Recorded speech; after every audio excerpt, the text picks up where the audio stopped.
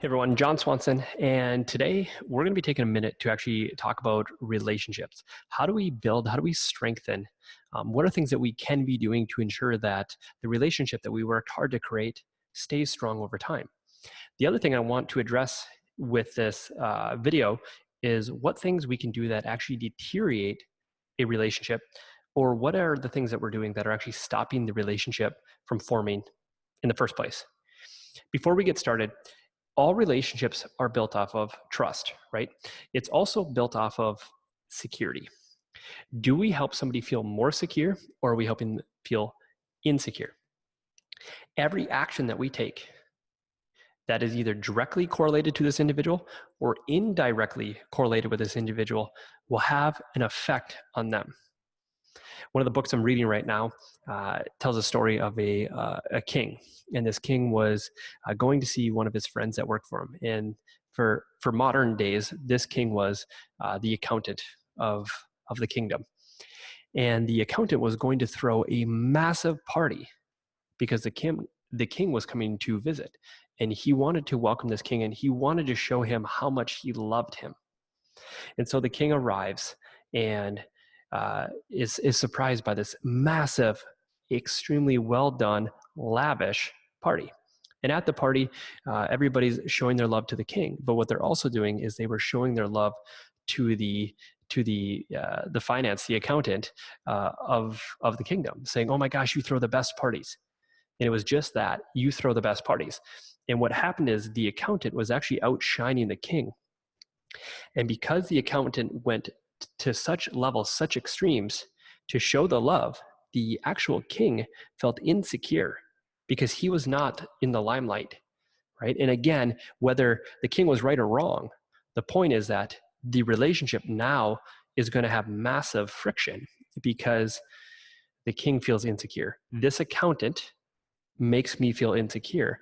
And what we know about relationship is when somebody makes us feel insecure, whether on purpose, directly or indirectly, we will move away from them. We will do things to remove them from our lives. Whether we like them or not, that insecurity is going to have us get pulled apart. And so what does the king do is a week later actually tries the friend, the accountant, for treason, spending too much money on this lavish party. And it was all because of how the king felt, how he felt insecure. So when we build relationships, and today we're going to look at all your relationships in your entire history, I'm going to have you guys do a couple exercises to help you understand what types of things you can be doing to create security with the individuals, what things you could be doing that create insecurity. So when we take a look at relationships, for those of you guys that are watching the video version of this, we're going to draw this out, and hopefully this makes some good sense to give you guys a better experience of understanding, how these relationships work. So you guys now should be able to see my screen. And relationships are essentially really two pieces coming together. Okay, and so you have yourself, happy little stick figure, and we have the person that we're in the relationship with. Again, this could be our husband, it could be our child, it could be also just a colleague in business or a friend. And as you can see, that this relationship here has two halves. It's yourself, it's the other individual. And the gap in between here, this gap right here, is either widening, it's narrowing, or it's staying the same distance. Now, things that bring the gap, the relationship tighter together, is how we make the other individual feel, how we make them feel more secure. Things that will widen this gap are things that we do that make them feel insecure. Again, either indirect or direct correlations. And then finally, the third action we can do is actually no action at all. We're not making them feel secure. We're not making them feel insecure, but we're not doing anything to push or pull. We're kind of floating through space. Where it gets really, really confusing is that on top of this relationship right here, we also have other counterparts. These are other individuals that we're competing with for this relationship, right? This could be somebody else that wants to build and strengthen the relationship. So if you think of it as maybe marriage, as the relationship starts to separate, they could still be married, but somebody else is trying to penetrate that relationship, right? They're trying to get inside that circle. The way relationships stay strong is by both parties making each other feel secure. The way a relationship can falter is by two things: doing nothing and or making that individual feel insecure. The point I wanted to get across and why I drew that out is that not only are you competing and working hard to establish and continue the relationship, but you're also trying to ensure that nobody else is penetrating the relationship, right? You're trying to protect that strength of the bond that you have with that individual. And again, we can talk about that with spouses. A lot of times when people, potentially separate, it's because at some point we stopped making each other feel secure, or one of them stopped making the other person feel secure. They may have actually started to make them feel insecure. We start to separate. Now there's a gap in there, and somebody else starts to make that person feel secure. That person, that puzzle piece actually starts to float away from the original relationship and into the next relationship where they start to feel secure.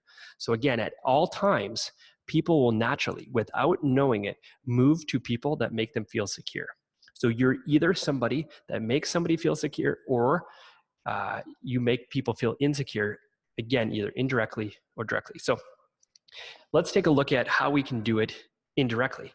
That accountant in the kingdom was actually doing it kind of indirectly, right? Throwing a massive party, trying to share a ton of love for his king, who he loved dearly. But he was actually outshining the king. His light was shining brighter, and indirectly that made the king feel insecure. Another way the accountant could have done that is by a direct verbal piece of communication, or a look or an action to him.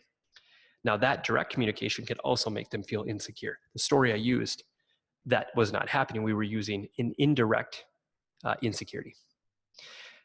The hard part about indirect insecurity is you have to have a really strong understanding of the other person you're in a relationship. You have to know what makes them feel secure. You also have to understand what their fears are and what makes them feel insecure. Now that king is meant to be on top. It's his kingdom. He's in charge. So to outshine him in a moment threatens his kingdom. That's why he felt insecure. So as we build relationships, it takes time to be empathetic and try to understand what makes them feel secure, what could potentially make them feel insecure. Now, I want you guys to do an exercise before we hop into it. For a lot of you, you had a coach. And if you didn't have a coach, you definitely had a teacher, right? I want you to focus on and take a minute, grab a sheet of paper, and I want you to write down your favorite coach or your favorite teacher that you've ever had in your entire life. Just one. There's one person I know right now, whether it's your 5th grade science teacher, whether it's your hockey coach or your dance coach, there's one person that you look back on and they had a massive impact in your life. They actually probably changed your trajectory that you were on because of the impact they had. Write their name down. I want you to watch this video. I want you to pause it right now, and I want you to do this exercise. Write down all the characteristics or the things that they would do that made you feel secure. Okay, so pause the video, take a minute, write that individual's name down. Was it personal one-on-one meetings? Was it they were always building you up? They were giving you compliments. They were giving you belief. What were the characteristics and traits or actions that individual took that left such a lasting impression on you? Once you've finished, hit play. All right, so now we're going to do the opposite. I want you to focus on that one coach, that one teacher, that one individual that had a massive impact in your life, but for the negative, right? So the negative impact would be the same exercise. What were the traits? What was the characteristics, or what were the actions that made you feel immensely insecure? Okay, think about that. What were they doing? Why did you feel so insecure in that moment? What did you dislike?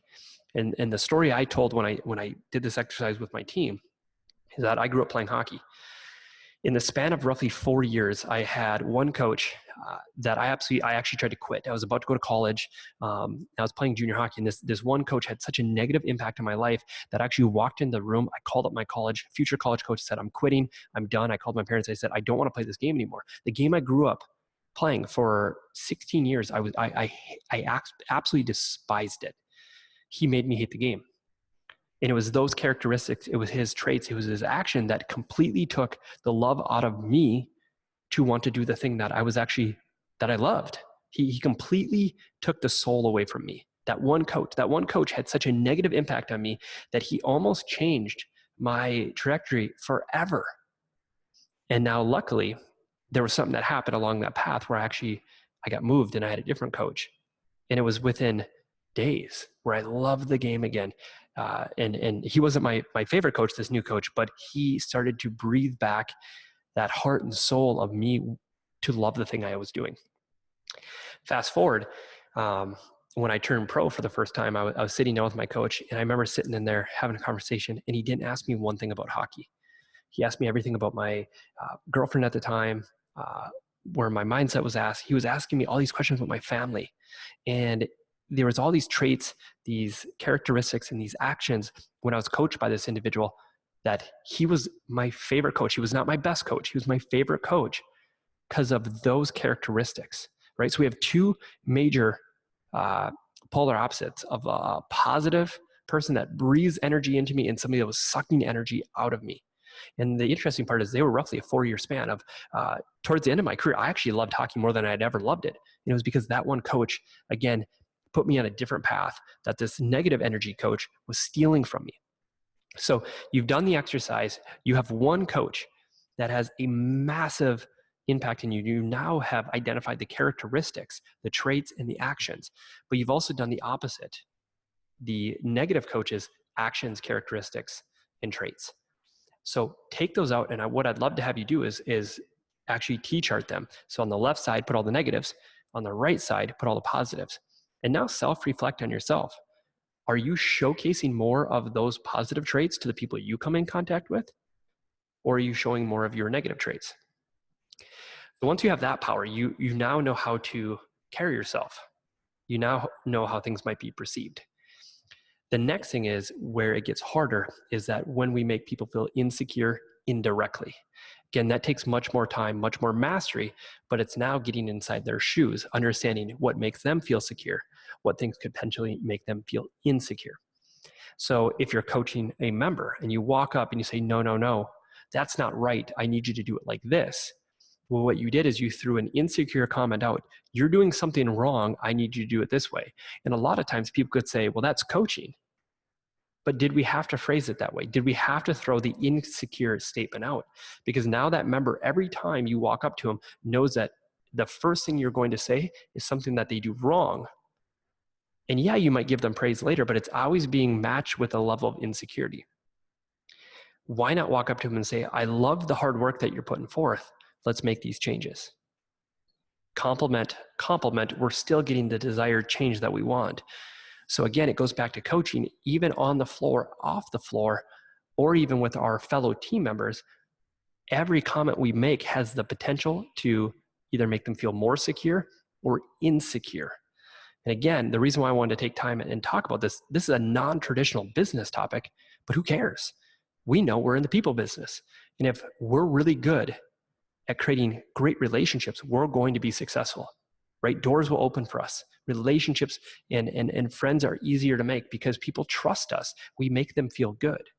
So again, I had to do the exercise today to focus on that one coach that had a massive impact in your life, the one coach that had a negative impact.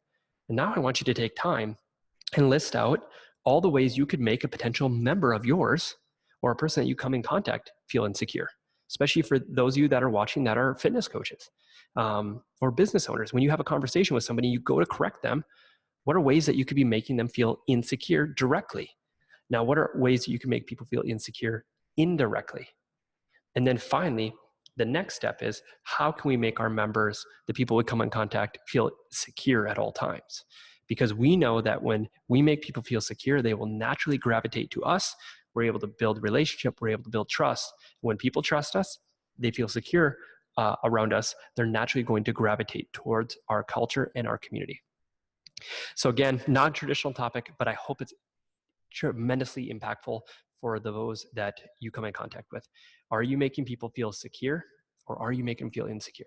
That's up to you, the actions you take, but now you have the power, you have the knowledge, use it for good. Make people feel secure, build your culture, build your tribe, and help people reach their goals. Thanks, guys.